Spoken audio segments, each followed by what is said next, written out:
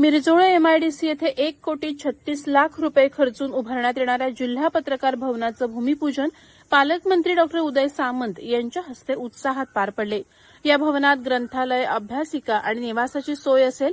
यावेळी बोलताना नामदार सामंत यांनी स्पष्ट केलं की या भवनाच्या माध्यमातून पत्रकारांनी आयएएस, आयपीएस अधिकारी घडवून नवा आदर्श निर्माण करावा।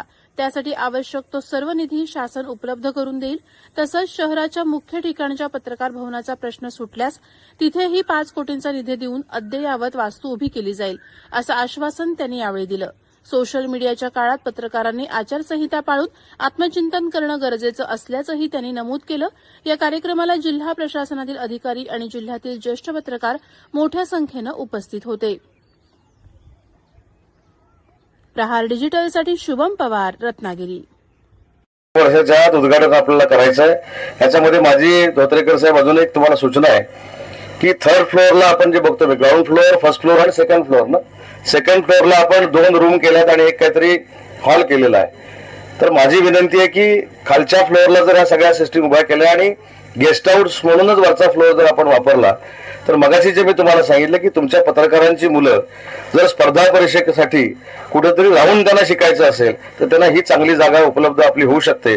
तर त्या दृष्टीनं तुमच्याशी सगळ्यांची चर्चा करून त्यांनी तो निर्णय घ्यावा। आज चांगल्या वास्तूचं भूमिपूजन झालं हे मी पालकमंत्री म्हणून जाहीर करतो आणि 1 वर्षाच्या आत जनक धोत्रेकरांच्या नेतृत्वाखाली, म्हणजे 1 वर्ष त्यांना अजून किती वर्ष झाली आता?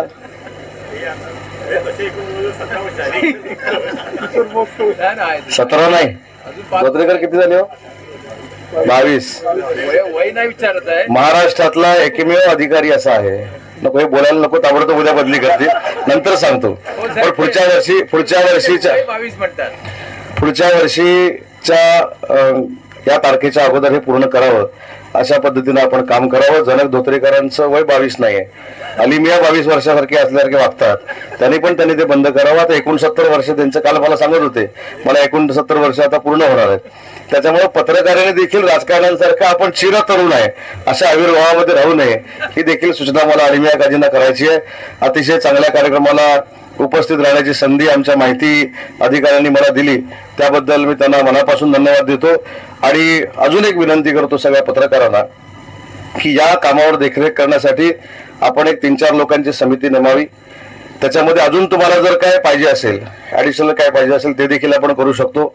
आणि त्याच समितीनं रत्नागिरी शहरातली देखील जागा ही आपल्या ताब्यामध्ये घेण्यासाठी जर प्रयत्न केले तर तिथं देखील आपण चांगल्या पद्धतीचं अजून एक संकुल उभं करू शकतो आणि ते संकुल उभं करण्याचा शब्द देखील मी आपल्या सगळ्यांना देतो। या इमारतीचं भूमिपूजन झालं असं जाहीर करतो आणि माझं मनोगत संपवतो। जय हिंद, जय महाराष्ट्र।